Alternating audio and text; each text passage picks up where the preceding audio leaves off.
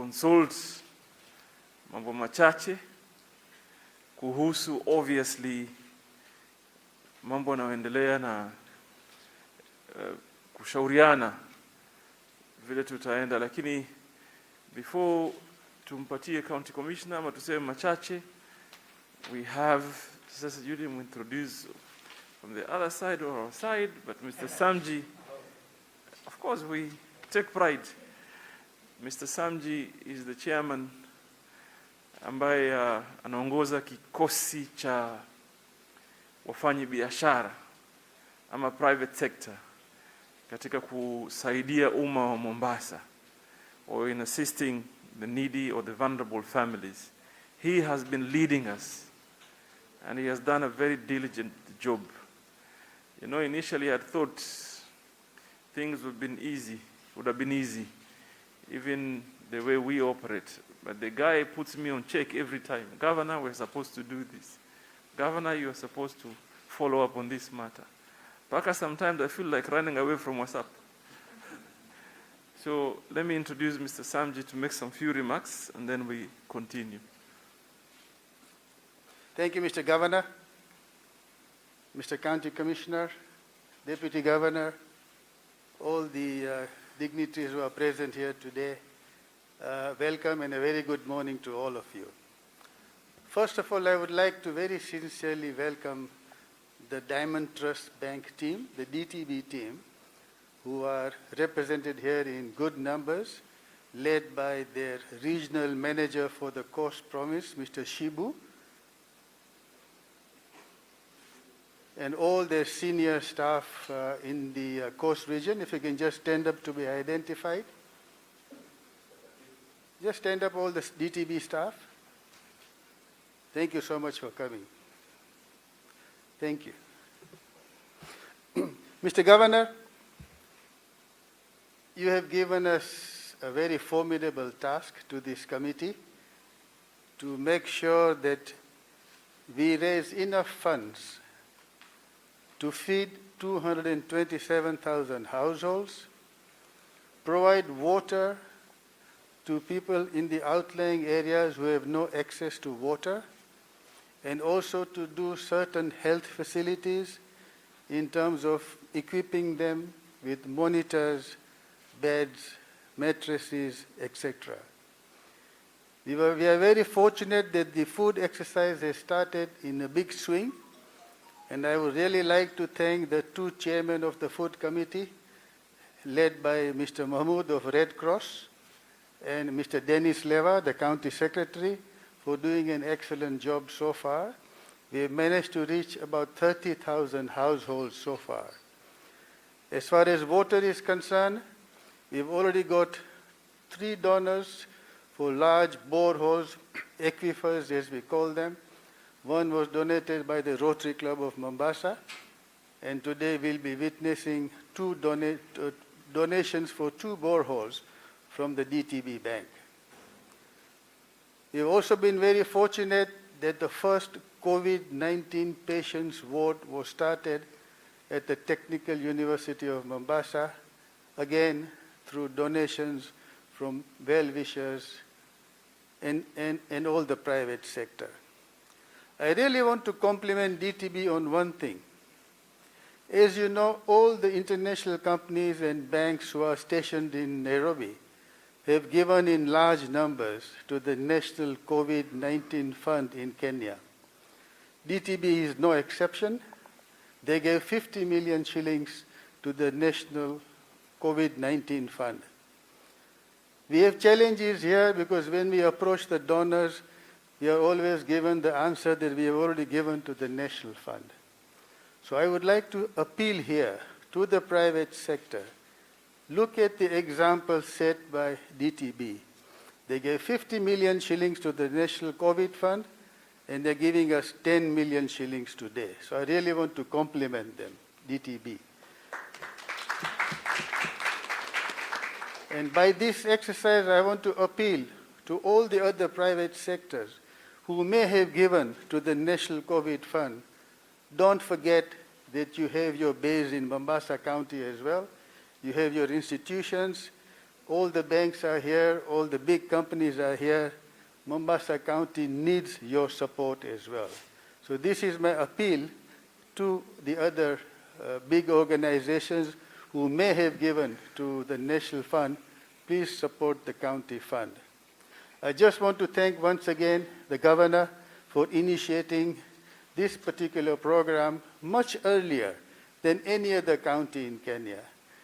And you can see that he has been forthright and forthwith in ensuring that this pandemic curve is flattened as quickly as possible.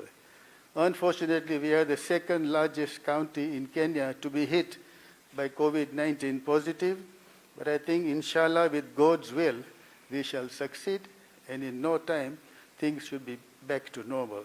So DTB, for your donation of 10 million shillings, 5 million for the borehole. The 2 boreholes will help 20,000 people to have access to water. And for your generous donation of the food parcels, as you can see, which are being displayed there. Thank you so much. Asante ndugu mwenyekiti. Unajua ukitizama takwimu za pwani kwa jumla za kiuchumi, utaona tathmini yake ni kwamba inategemea pakubwa katika kieka uchumi cha huduma, na hiyo inaenda sambamba na mlolongo wake wa thamani. So utakubaliana nami kwamba watu ambao wameathirika na janga hili wako nambari kiasi kikubwa, watu ambao wanahitaji, watu ambao wanastahili kupata msaada, kupata mwelekezo, kupata ushauri, wako nambari kubwa. Mimi nashukuru sana kwa niaba ya watu wa Mombasa kwamba mmejitolea mhanga kuhakikisha kwamba watu wamepata msaada. Na hayajesha hapo, ni kwamba kila siku kila mtu anauliza ni lipi la ziada anaweza kufanya kuona kwamba janga hili limetuondokea.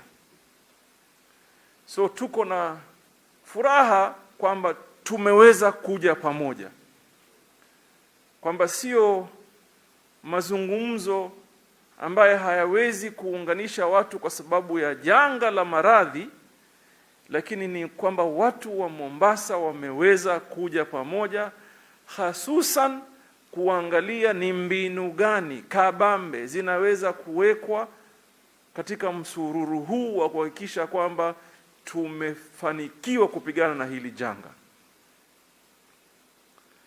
na tunaendelea vizuri.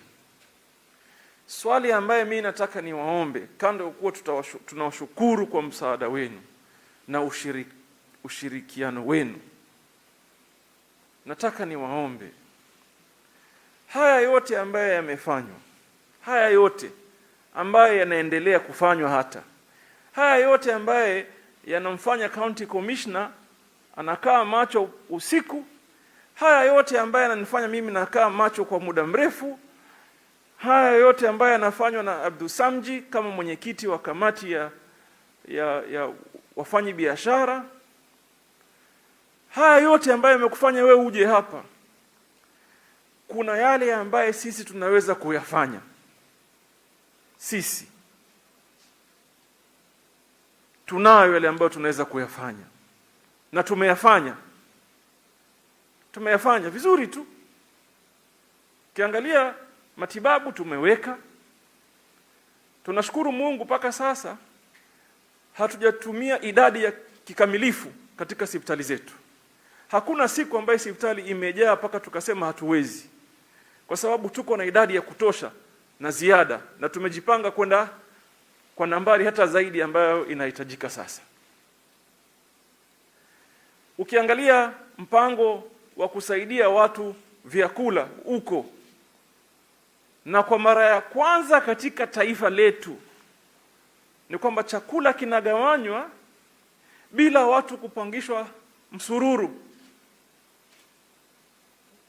Nenda tu sawa, mtu anakubishia katika nyumba yako na unatambulishwa na unapawa ile ruzuku ambaye Mwenyezi Mungu ametuwezesha tukuletee.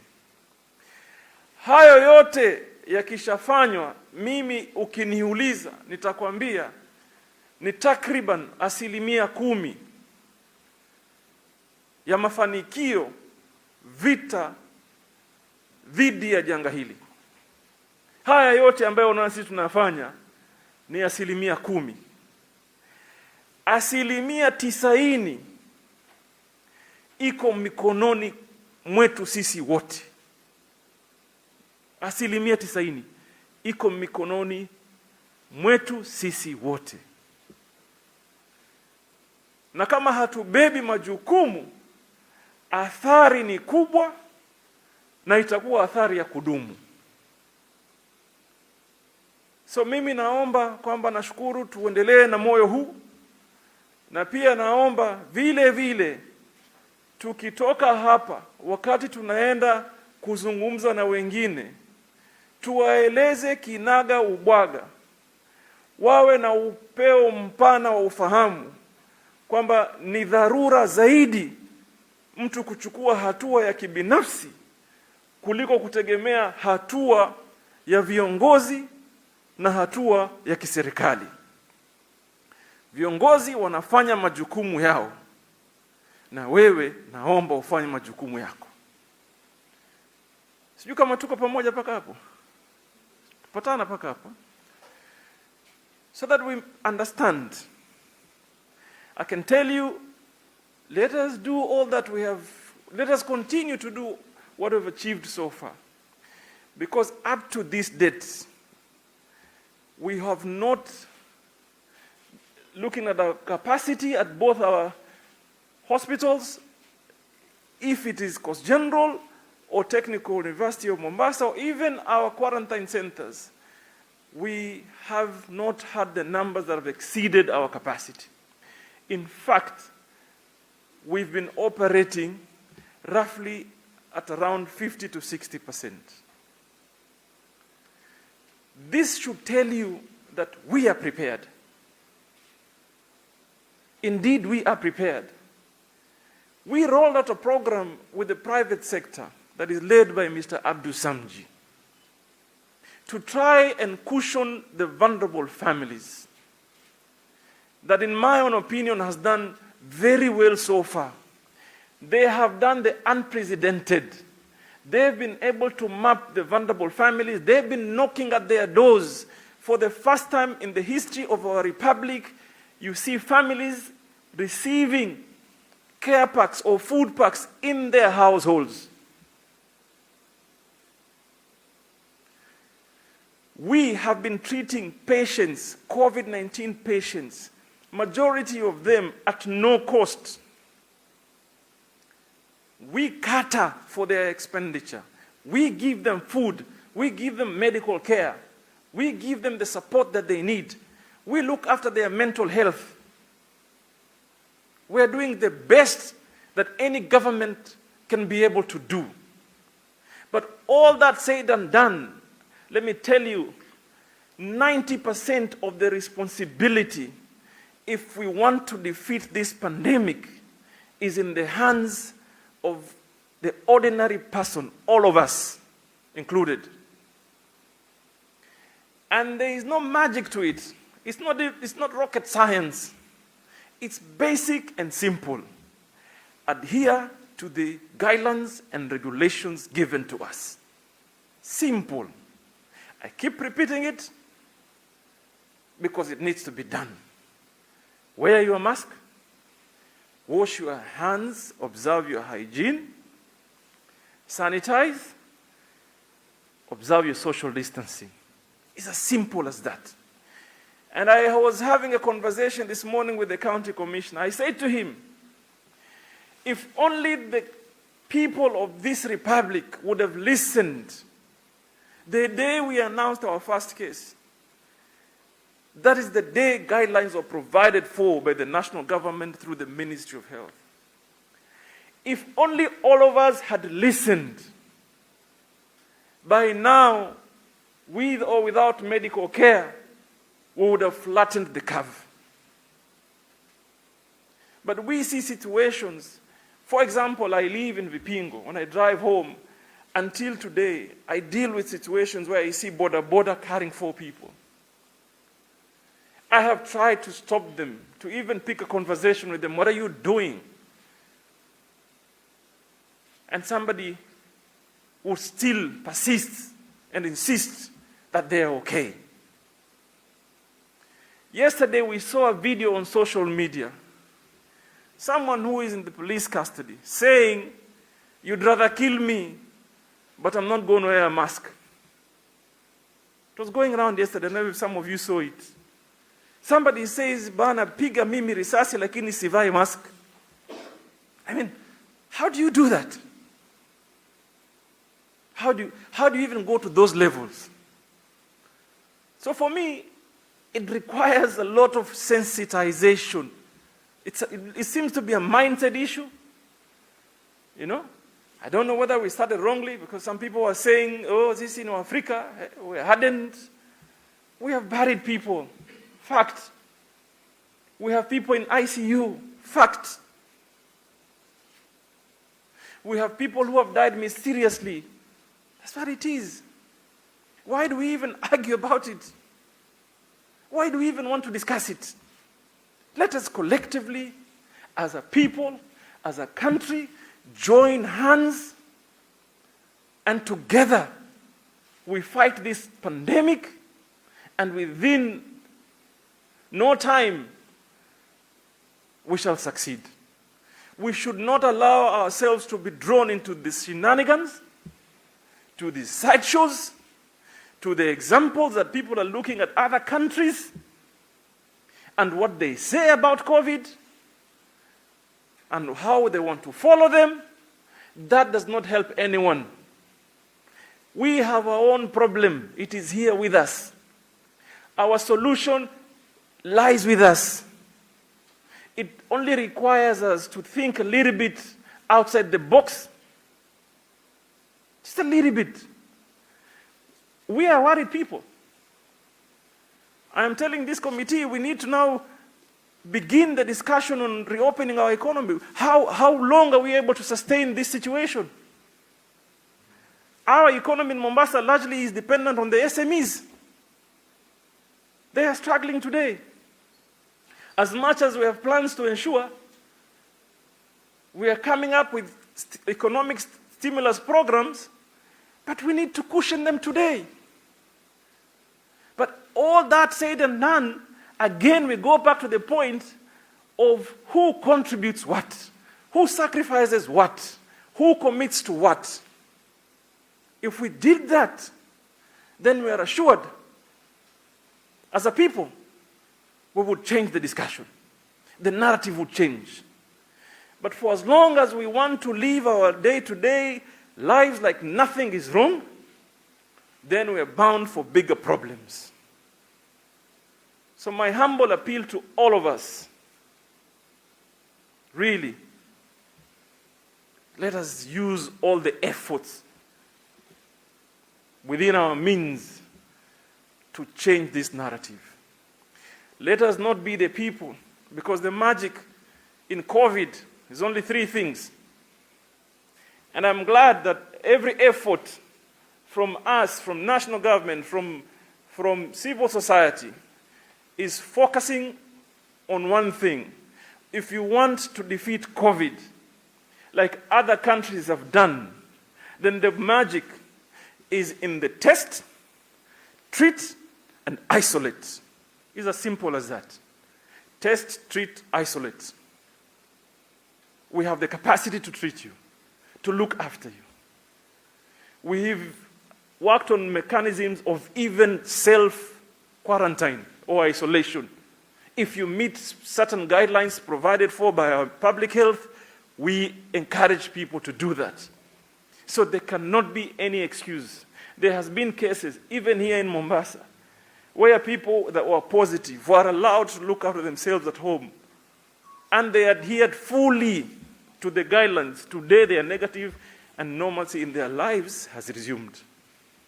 But those that argue so much, cases where when Old Town was being put under cessation of movement, there are people who thought they were very smart because it was announced at 3 to take effect at 7 p.m. Quite a number of them left. They left in a hurry to go and hide somewhere. That is why you see a surge in places like Bibi Washafi. One village, 100 houses, first tests, 11 positives. So who's helping who? You left your home in Old Town, where would have taken care of, tested you, take care of you, put you to a hospital, treat you, become negative, and put you back. You ran away. And then the result is that you go to another village, smaller village, 100 households. We already have 11 cases, and we are contact tracing 100 people more, making life so difficult even for the public health officers. People in the intelligence community, people in the police, CID, focusing on tracking you on the phone, like the case where we've had someone from Kilifi. This guy went through almost 7 villages to a point where he was found by police. Why are you running away? Who have you stolen? What have you stolen, and from who? That you need to hide. You become a fugitive because you suspect you could be corona positive. Surely, what is wrong with us? What is wrong with us? Someone has moved from Mtwapa, Shomboroni, Mazeras, Mariakani. Every night they spend somewhere else only to run away from being treated for COVID. Who does that? How? So we've seen such cases. Ndio maana tunaomba watu, tafadhali, I keep insisting, COVID-19 is not criminal, is not a curse, is not a shame. It's a flu that can take your life, or you can be treated and go back kwa maisha yako. That is one point. And the other dangerous point that I see here, or the notion in the minds of our people that keep saying, mimi niko strong, haiwezi ni chukua hii. The problem with COVID-19, it is never, and it's never going to be about Mimi or I. This is we problem. Because you could be asymptomatic. God has blessed you. Wonderful immunity. And nothing happens to you. Not even a headache. Not even a cough. Because you're asymptomatic, you're strong immunity, you're okay. But the danger is that you interact with people. You will go and pass it on to someone with a weaker immunity, or someone with a pre-existing condition. And globally, if you follow through the conversations on COVID-19, survival rate for people with preconditions, pre-existing conditions, the highest is in any country is 20%. You can go and do your own research. 20% is the highest success rate in treatment. 80% people die. So, ni nini tunafanyia mtu, ama unajifanyia mwenyewe, unajifanya ujipige kifua, mimi niko strong, baadaye umpatie mamako, babako, Probably they've aged a little bit, your neighbors. And you look at the miaka watu ambao wamefariki, wako wadogo pia, weaker immunity. So I appeal to all of us, let us not tire. Let's continue with the discussion. And I'm glad Nairobi University, or University of Nairobi is here. I appeal that maybe we need to do a bit of research on the mindset of the people. We have partnered with you in many instances, so this one, also maybe we need to work on something. We need to get to understand, why do we think this way? Tutafanya nini tubadilishe mawazo ya watu? Na nishukuru pia DTB, niambie kitu kimoja. Unajua wema ulipo na wema, it's reciprocal. Reciprocity. We are looking at you, even us, as a government here, and one day we will come through for you, kwa njia moja ama ingine. And also urging those corporates that are stationed here, some of them, their absolute client base is local, and we haven't seen them come forward. We are appealing. You are doing it for humanity. Please come forward. And I understand many of them would say we are contributing to the national fund, which is fine. We encourage you to do that. But also don't forget where you are hosted. And realistically look at the numbers also.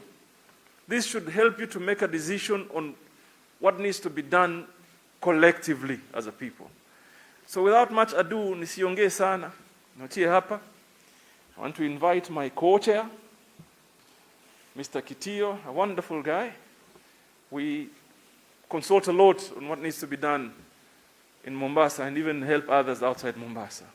And then we can take any suggestions or questions from everybody. Asanteni. Thank you very much, Honorable Governor, Chairman Mr. Samji, all protocol observed. Good afternoon. I'll be very brief. First of all, I want to thank DTB and University of Nairobi for your donations. We are receiving them with open hands, and it will be used for the purpose for which it is intended to. Asanteni sana kwa hayo. Naona Diamond Trust Bank, you have given us 10 million. University of Nairobi, 118 bales of maize flour and 40 cartons of sanitary towels. Asante sana kwa hiyo msaada. We have a wonderful team which is in charge of these donations, chaired by Mr. Samji and distributed through Red Cross and Aki Africa, plus other partners. So don't worry at all. They are in very safe hands, and they will reach the destination which is intended. I'll say very briefly, because the governor said most of the things. What I want to say is we should have hope. Let us have hope. We have committed a number of errors as Kenyans. These are errors of omissions and not listening to very basic instructions. Otherwise, we would not be where we are now. If everybody was to observe the guidelines given, we would not be where we are. The other challenge is we are listening to so many other voices, which I can describe as agents of confusion. Because the government is saying this, the government and the experts are saying one thing, there are a few agents of confusion who are saying the contrary. You know, when people are still doubting about corona, even this time, what is that? Surely. Which language do you want us to communicate in? If you say you have not seen people dying, people have died. You have not seen patients, we have patients. They are there. In Mombasa, we have a total of 315 persons who have contracted corona. And we have 25 who have died in Mombasa. let me say they have died and they are buried. They will not come back to life. 25. These are not statistics. These are people with names. And they are people of Mombasa only. And yet some people are saying, you know, we don't believe in this thing, is that. But the good thing, the good hope, is that we also have some recoveries. 115 are fully recovered. And they are back to their normal job. What is the message here? The message is there is hope that we can actually defeat Corona if only we follow the guidelines we are given. Keep away from Corona. Simple. Wash your hands, sanitize, keep off, follow instructions. Very simple, very basic. But why are people not listening? Because of what I have mentioned, so many agents of confusion, people who think they know, and they don't know. The effect of this Corona business in terms of the economy is so huge. It might even be felt some years down the line. Because so many people are out of their jobs. Offices are not working the way they are supposed to work. Including journalists. Some journalists were telling me now, wengine hawana mshahara, hata walikuwa naomba chakula kidogo. Labda mheshimiwa tutaangalia. They are also human. Nasopatia hawa chakula kidogo. They are Kenyans out of job. It's only that they put on brave faces. But I can tell you, the problem is there, but there is hope that if we work together and people listen, actually Corona can go away within a very short time. It is not as complicated as Ukimwi and others. You know, the way the governor said, the government has done its part. The government and partners have done their part. If it was a score, I would give it an A for effort. But some of our people, it's a disaster. Disaster. You can imagine when it reaches a situation where a whole place like Old Town, people are locked in like goats. Fungiwa wasitoke. And these are humans who can just avoid this thing. Look at Isili. People have to be locked in because they are not listening. They are not listening. And they will kill everybody. On our part, we have tried our best. The governor of Mombasa has initiated this program of getting as much food and other basics as possible so that people can stay at home. And it has actually been distributed to them. Unfortunately, most of them are not staying at home, even despite getting that. There are so many messages out there on awareness, trying to tell people what to do, but most of them are not doing it. For those of you who have used the ferry lately, we are there throughout to ensure there is some order. The government has added another ferry, which is there. But it all comes to zero if people go back home and mingle the way they want.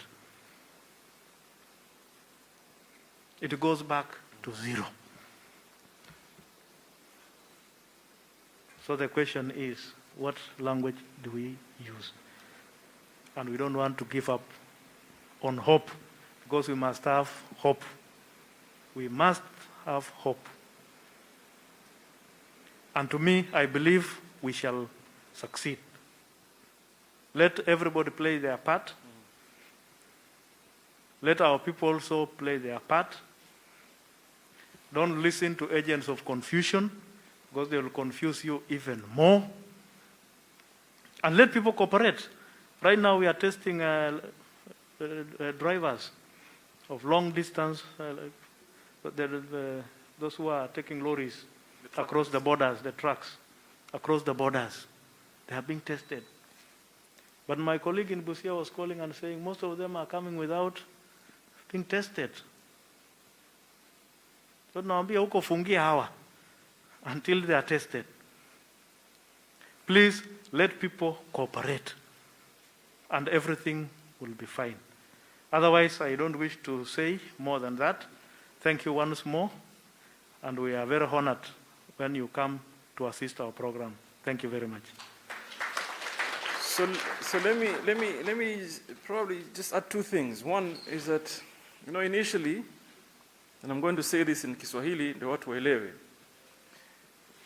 Hapa kwetu walikuwa wameanza kusema mnataka kutulipisha quarantine, sisi wenyewe hatuna pesa, quarantine ni kubaya na kuchafu. Fujo tu lingi likatoka hapa kwetu. Tukakaa sisi hapa kwanza kama kamati ya hapa Mombasa na serikali ya kaunti ya Mombasa kushirikiana na serikali ya kitaifa, tukaweka mikakati kwamba wale ambao walikuwa tayari katika zile quarantine facilities na hawana uwezo tukawalipia. Pili, tukaenda kuongea na private sector kuboresha zile standards ama to improve on the standards, wakafanya. Tatu, wakasema kwamba tusilipishwe, tukafanya. Tukaona kwamba sasa zile issues ambao walikuwa wanasema tumeziaddress, kwamba hakuna tena sababu. Mlikuwa mnasema mambo mengi, sijui uchafu, pesa, chakula, hayo yote yakafanywa.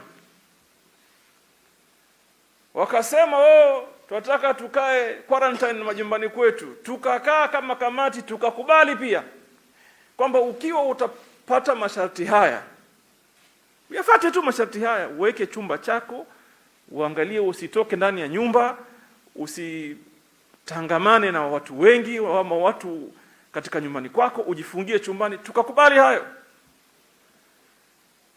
Sasa ikaja tukienda hospitali tutalipishwa. Tukatoa hayo pia, tukakupeleka katika hospitali zetu za serikali, na tena tukakuwekea feeding program tu mzuri, na watu hawajalipa pia bado mtafuta sababu. Yani wewe watafuta sababu tu, kifanya sasa hawana sababu zinkwisha. Because to be honest, hapa Old Town ambayo iko under cessation of movement, tumeweka a lot of efforts. We've ensured tank ama reservoirs za maji ambao they are dedicated to Old Town.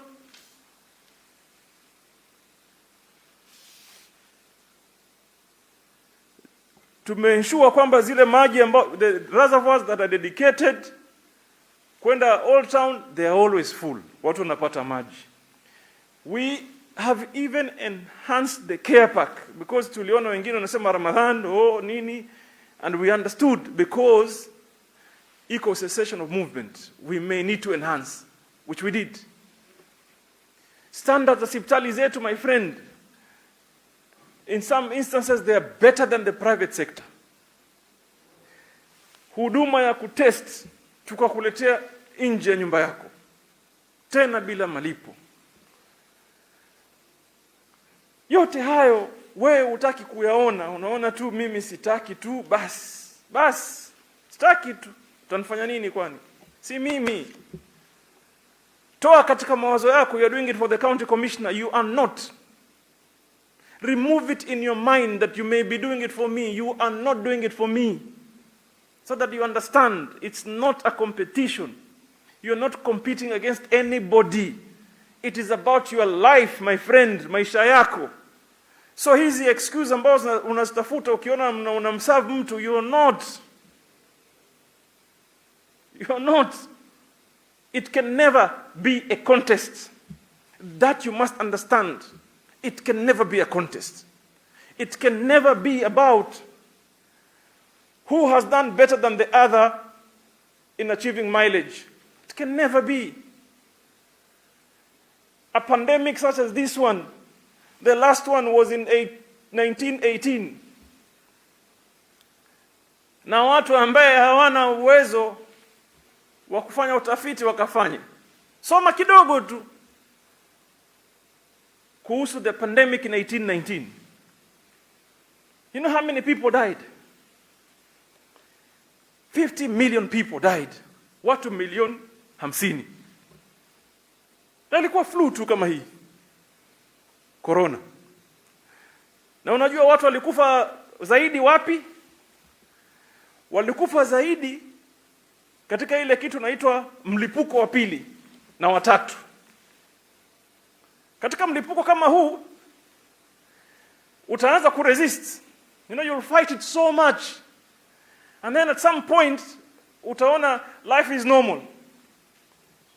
And you go out there and start hugging your people. You know, feeling free and enjoying life. But what hit the world hardest in 1918 is the second wave and the third wave. So in pandemics such as this one, inakuja inarudi mara ya pili na mara ya tatu. But then, with these modern times, with the current use of technology, social media accessibility, there's so much that we could have done differently from what people did about 100 years ago.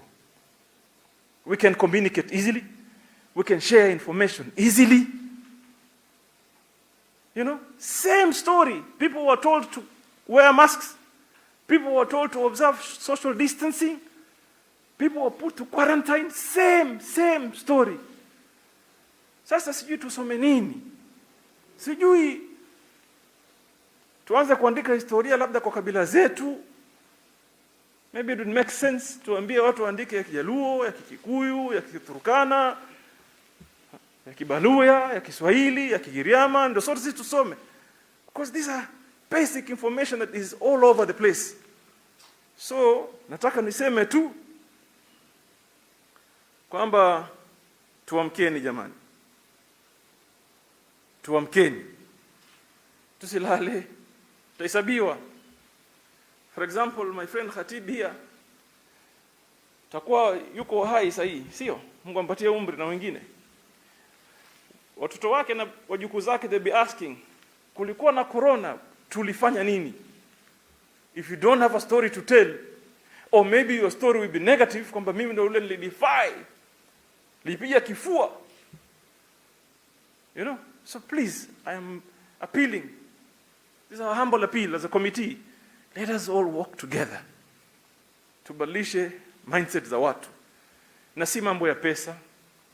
Si mambo ya pesa. Kwa sababu today, if you went to a private hospital, I know one here, when they receive a COVID patient, you have to pay a deposit of 500. Here, a private hospital, I know it. And then after a few days, you add another 500. There's also another private hospital. When you go in and you're a COVID patient, because the demand that you go with are so huge, you pay a deposit of 1 million. But we have the county facilities that are ready to treat you at no cost. Ingia tu, tukupokea, tukutibu, tukurudisha katika jamii. Shida yako nini? Shida yako nini? Mbaya hata hutaki kuelewa. Lakini sitaki kusema tu hapa, nimeambiwa kwamba we're going to flag off the trucks. These ones. Or you want to accept the donation or DTB to speak? Yeah, we accept the donation from DTB, from Nani, and then I got this note and kidogo ni changanya. But let's first of all accept the donations. Tuseme asanteni, DTB. I bank with you. Samji is the one that recommended DTB, then I came, you gave me a loan at some point to buy something. So I bank with you, and I'll continue personally to support you. University of Nairobi, you've been our partners. Let's keep the fire burning. Tungangane, tufanye research kidogo ya watu wetu. So we can do that, isn't it? Tuangalie shida iko wapi. Mr. Samji, we continue to pray for you. You will always be in our prayers. You and the entire team. I see Mahmoud is here, Faraj, and other members of the team. We will pray for you. I see them out every night. I think Mahmoud, if your wife does not call for a divorce, then she truly loves you. There is no night I've not seen you out there for the last month or so. Faraj, you are the smart one. Ujamaa amemwingiza wife box. So behind the scenes, the wife is working for the committee. So akionekana hayuko niko kule committee. So niseme asanteni tu sana. DTB, thank you. University of Nairobi, thank you very much.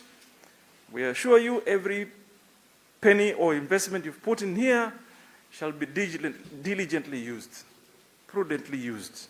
Asanteni sana. May God bless you.